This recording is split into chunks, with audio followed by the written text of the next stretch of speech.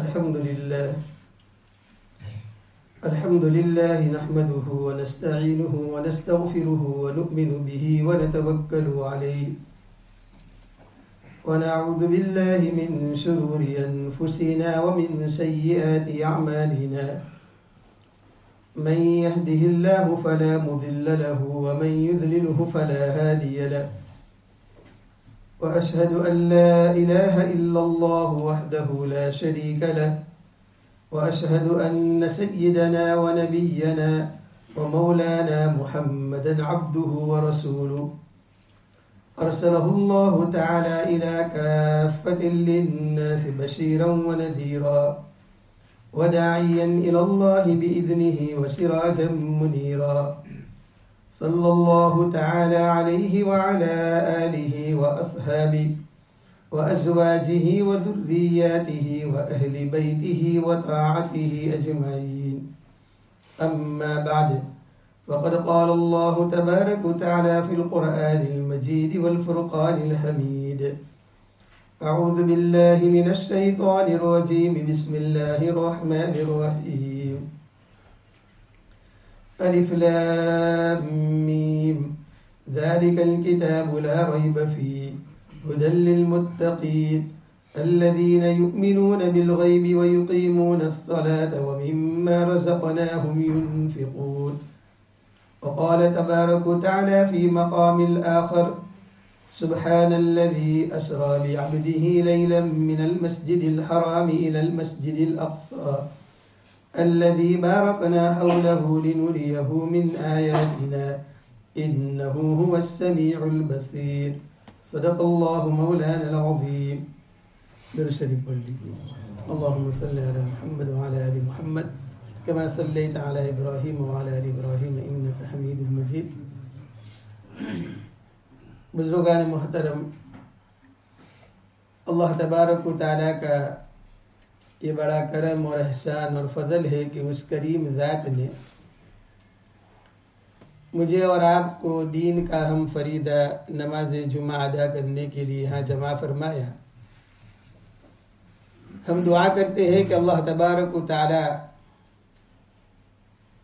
ہماری آج کی اس حاضری کو اور نماز کو اور جمع ہونے کو اپنی بارگاہ میں قبول و منظور فرما کر اسے ہم سب کے لیے دنیا اور آخرت میں نجات اور ہدایت کا ذریعہ بنا دے. آمین. واقعہ معراج کی بات چل رہی تھی اور اس میں عرض کیا تھا کہ آپ علیہ الصلاۃ والسلام کو اللہ تبارک و تعالیٰ نے آسمانوں پر بلایا، جنت جہنم بتائی، لیکن بہت ساری چیزیں راستے میں اللہ کے نبی کو تمثیلاً ایگزامپل کے طور پر بتایا گیا. جہنم بھی بتائی تو جہنم میں جو لوگ ہیں ان کے کیا کیا اعمال تھے اور کیا کیا اعمال کریں گے، کیا کیا گناہ کریں گے تو اس کی سزا ہے، اور دنیا میں جو اچھے اعمال کریں گے اس کا بدلہ کیا ہے، اور جنت میں ان کے لیے کیا کیا نعمتیں ہیں یہ بھی بتائی. اسی میں یہ واقعہ چل رہا تھا کہ اللہ کے نبی صلی اللہ علیہ وسلم ارشاد فرماتے ہیں کہ اگر کسی آدمی نے اللہ کے گھر مسجد کے اندر سے چھوٹا سا کچرا اٹھا کر باہر پھینک دیا، اللہ تبارک و تعالیٰ نے، اللہ کے نبی فرماتے ہیں کہ اس کا اجر بھی مجھے بتایا. اور اسی پر بات چلی تھی کہ مساجد اللہ کے گھر ہے تو اللہ کے گھر کو پاک اور صاف رکھنا ہے، اور یہ سب کی ذمہ داری ہے کہ اللہ کا گھر پاک اور صاف رہے. اور جو آدمی اللہ کے گھر کی پاکی اور صفائی کرتا ہے اللہ تبارک و تعالی اس سے خوش ہوتے ہیں، اسے اپنا محبوب بناتے ہیں، اللہ تعالیٰ اسے اجر عطا فرماتے ہیں. تو مساجد کی صفائی کی اتنی فضیلت ہے تو جو لوگ مساجد بناتے ہیں، اس میں تعاون کرتے ہیں، تو ظاہری بات ہے کہ اس کی فضیلت اور زیادہ ہوگی. اور واقعہ یہ سنایا تھا کہ بہلول اللہ والا آدمی تھا, مجذوب تھا, اور ایک مرتبہ سمندر کے کنارے پر بیٹھ کر مٹی کے گھر بنا رہا تھا, ریتی کے. اور ہارون رشید امیر المؤمنین ہے, وہاں سے وہ نکلا, پوچھا بہلول کیا کرتا ہے؟ تو کہا کہ مٹی کا گھر اللہ کے لیے بناتا ہوں. تو کہا بیچتے ہو؟ کہا ہاں بیچتا ہوں. کیا قیمت؟ کہا 5 درہم. تو کہا بہلول یہ تو کام نہیں آئے گی, یہ چھوٹا سا جو ہے مکان. آگے چل دیا وزیروں کے ساتھ. زبیدہ آئی, ان کی بیوی. پہلے زبیدہ گئی. زبیدہ نے اپنی فرینڈ کے ساتھ واک کرنے نکلی سمندر کے کنارے.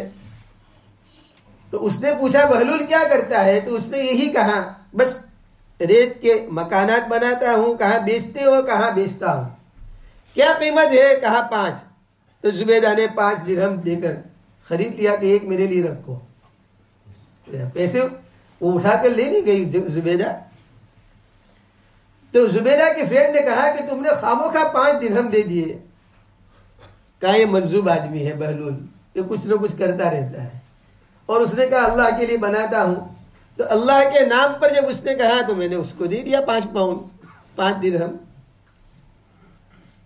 اب رات کو ہارون رشید خواب دیکھتا ہے کہ ایک بہترین عالیشان موتیوں کا محل ہے جنت کے اندر, اور اس پر لکھا ہوا ہے کہ زبیدہ کا محل ہے, امیر المؤمنین کی اہلیہ وائف کا مکان ہے. تو ہارون رشید کے دل میں آیا کہ لاؤ میں دیکھتا ہوں میری بیوی کا محل کیسا ہے. جب اندر گئے, جانے لگے, تو فرشتوں نے روک لیا, تم نہیں جا سکتے. تو کہا یہ میری وائف کا مکان ہے, یہ محل ہے. کہا نہیں تمہیں الاؤ نہیں ہے, یہ تمہاری وائف کا ہے لیکن تمہارا نہیں ہے. اور اس میں میں نے عرض کیا تھا کہ وائف کی جو چیز ہوتی ہے وہ وائف کی ہوتی ہے, وہ شوہر کی نہیں ہوتی. وائف کی جو چیز ہوتی ہے وہ وائف کی ہوتی ہے, تو وائف کے پاس رہنے دو اسے. اگر اہلیہ کما رہی ہے تو اس کے پیسے کا حق اہلیہ کا ہے, مرد کا نہیں ہے. مرد خرچ نہیں کر سکتا, عورت مرد کے پیسے میں سے خرچ کر سکتی ہے.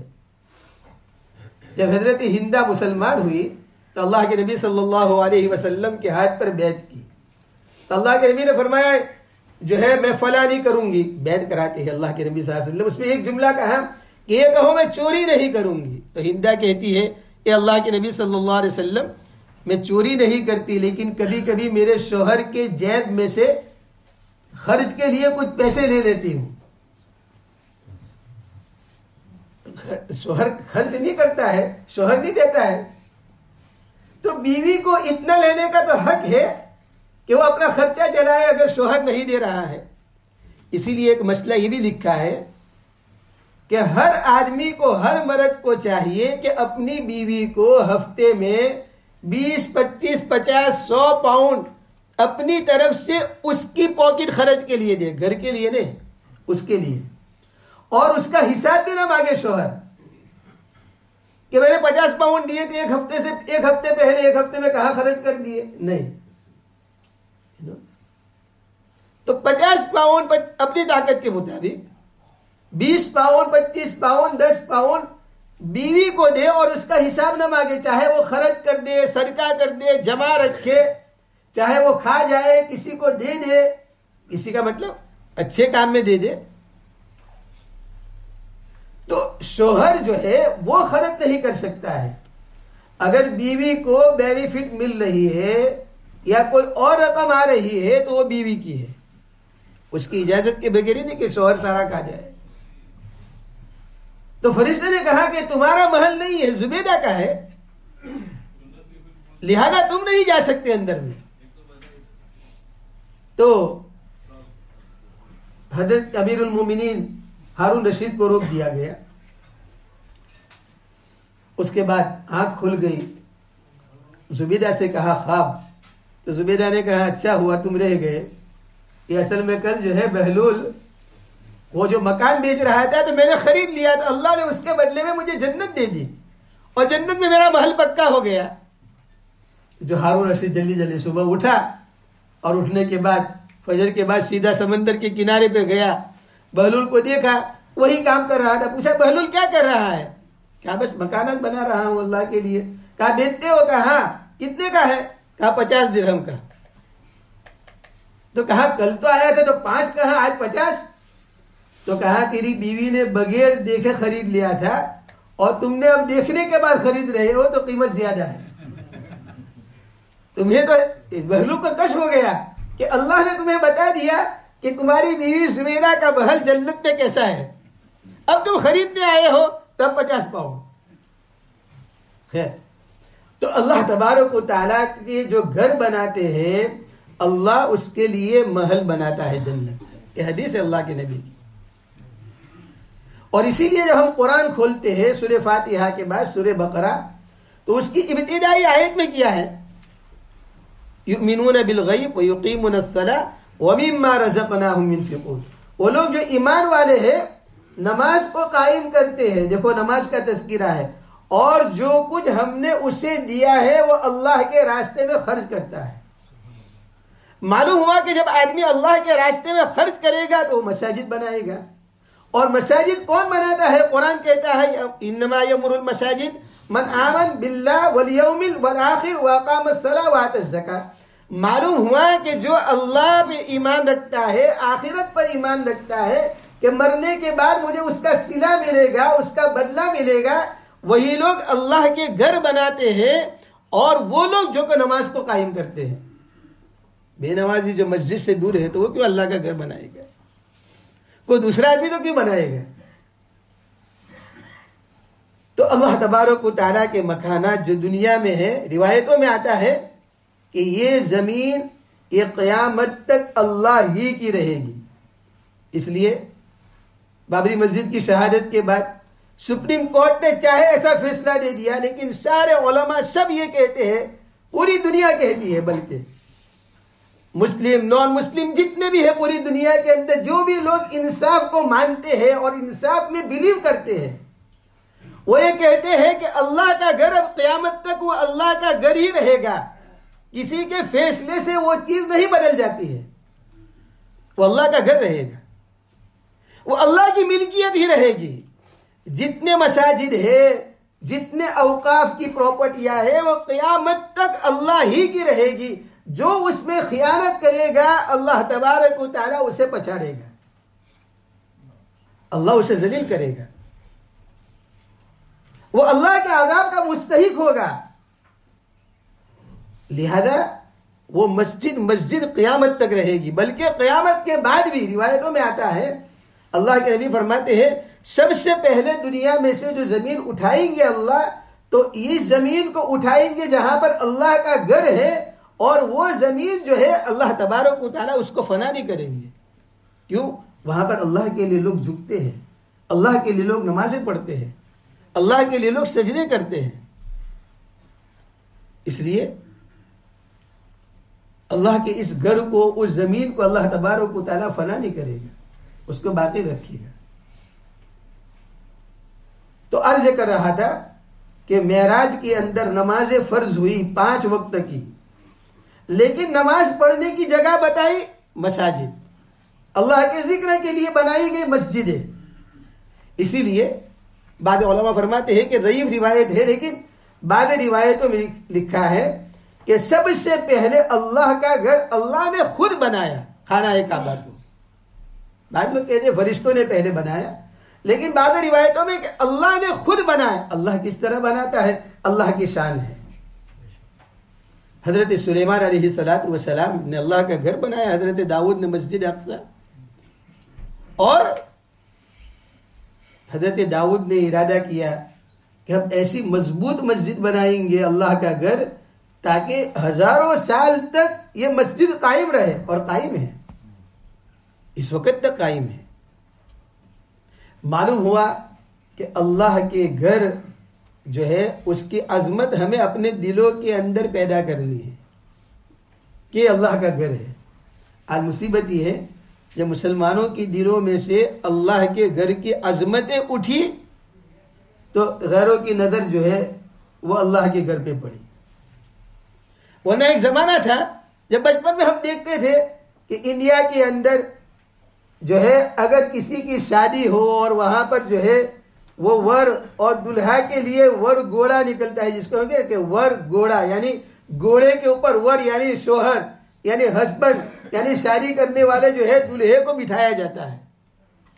تو اس کو ہم گجراتی میں کہتے ہیں ور گھوڑا، یعنی ور. آج کا یہ گھوڑا جو ہے کسی کا بھی ہو چاہے کرائے کا ہو، لیکن آج کا یہ گھوڑا جو ہے وہ ور کے لیے ہے، شوہر کے لیے، وہ لڑکے کے لیے ہے.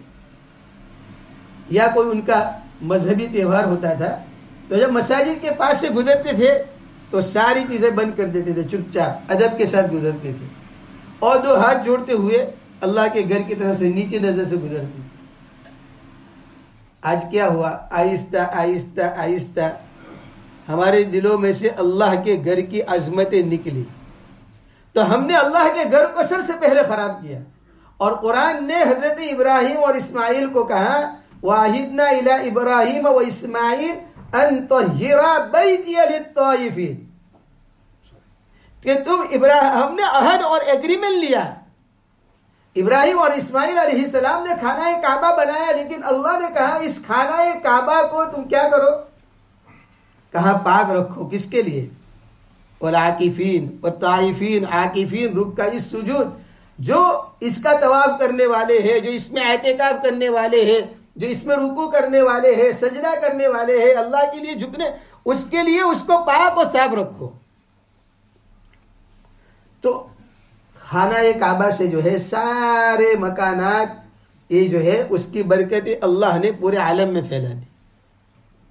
اور اسی لیے میں نے گزشتہ جمعہ میں بھی عرض کیا تھا کہ حضرت ابراہیم علیہ السلام نے جب خانہ کعبہ تعمیر کی تو اس کے بعد جو سیمنٹ یا اس زمانے میں جو بھی کچھ ہوگا مٹیریل بچ گیا تو اللہ سے پوچھا اللہ اس کا کیا کروں؟ تو اللہ نے کہا اس کو پھینک دو ہوا کے اندر. تو انہوں نے پھینک دیا تو وہ ذرات جہاں جہاں پہنچے دنیا میں، علماء فرماتے ہیں وہاں پر اللہ کا گھر بنے گا. یہ اللہ نے لکھ لیا، اب اگر ہم چاہیں نہ چاہیں لیکن اللہ کا گھر بنے گا.